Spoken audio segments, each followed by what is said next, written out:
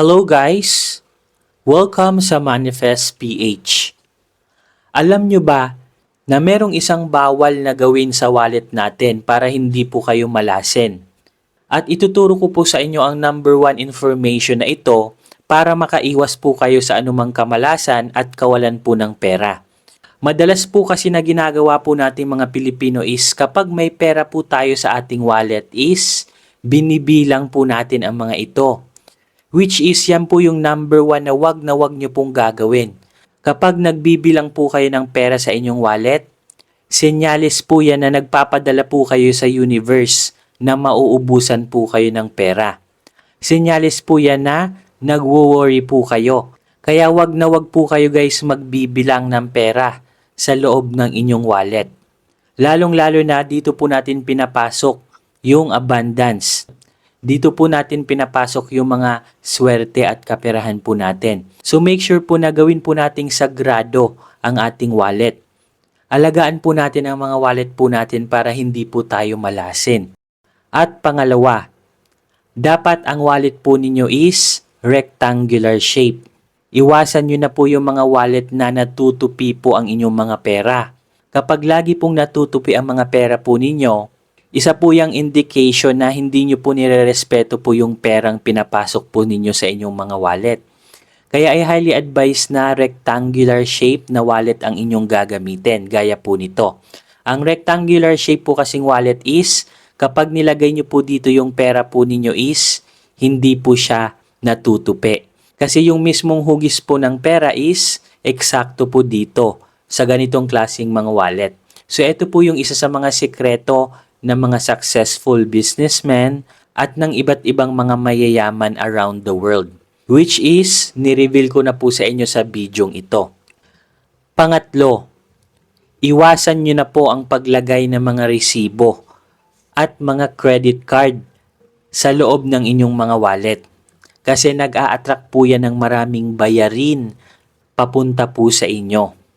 Bawal na bawal po yan guys na ilagay katabi ng inyong pera. Kaya kung meron po kayong mga credit card, mga Suki card, or mga discount card, alisin nyo na po yan guys sa wallet po ninyo. Mas mainam po guys na maghanap na lamang po kayo ng separate na lalagyan ng mga credit card po ninyo at ng inyong mga resibo para hindi na pumalasin ang wallet po ninyo. At ang pang-apat, isa po sa mga sikreto po namin na kulay ng wallet na lagi po namin ginagamit ay color gold na wallet, color brown or dark brown, or color black na wallet. So ang tatlong kulay pong ito is, ito po yung nag-a-attract ng malakas na pera papunta po sa ating wallet. Gaya po nito, gold wallet po siya. So kung nahihirapan po kayo makahanap ng ganitong kulay na wallet, pwede nyo pong gamitin yung black na wallet or dark brown na wallet. So yan po yung mga kulay ng wallet na maswerte na dapat ay laging meron po kayo.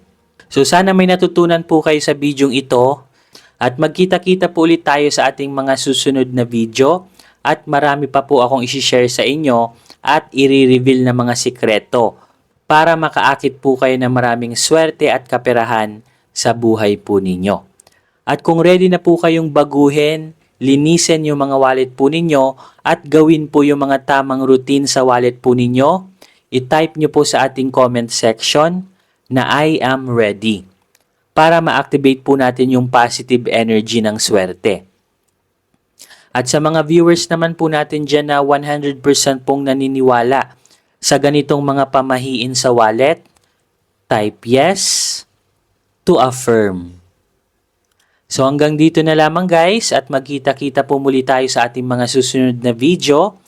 Don't forget to subscribe sa ating YouTube channel at i-hit nyo na rin po yung notification bell para lagi po kayong updated sa mga bago po nating videos.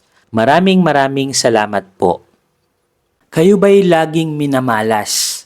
Dati naman kayong sinuwerte sa buhay. Ngunit pagdating sa kalagitnaan is parang nauudlot ito. Ano yung problema? Ginawa nyo na ang lahat. Nagsipag kayo, ginawa nyo na lahat ng diskarte, pero wala pa ring nangyayari.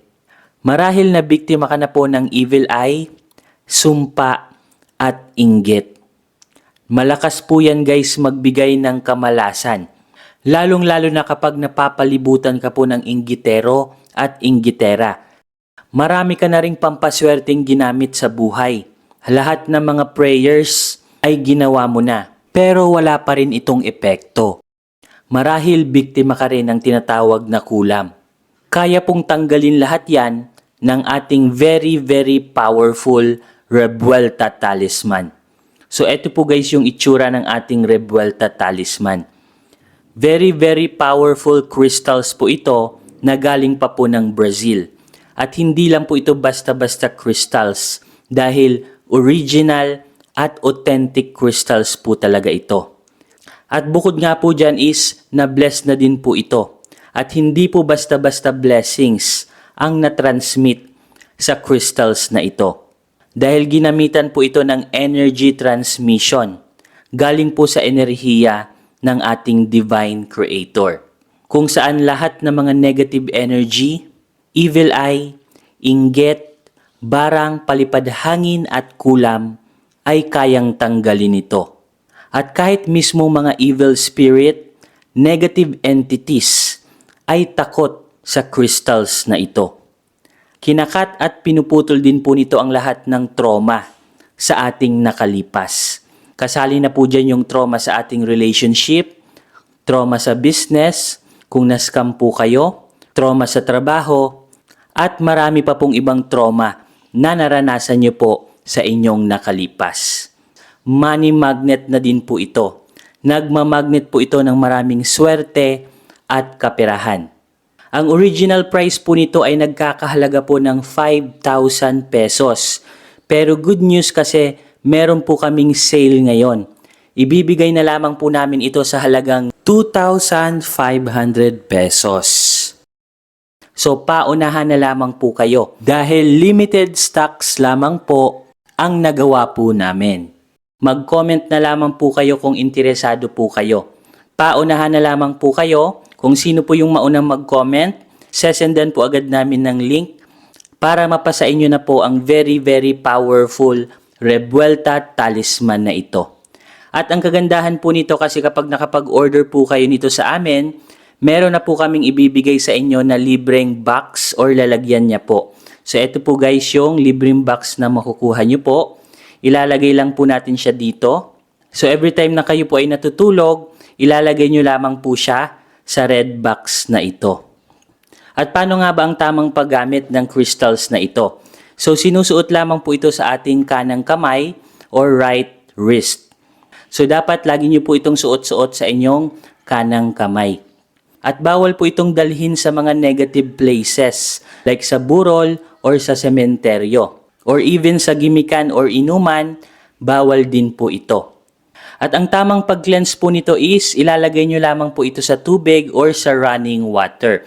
So paunahan na lamang po kayo guys dahil limited stock lamang po ang aming very very powerful Revuelta Talisman.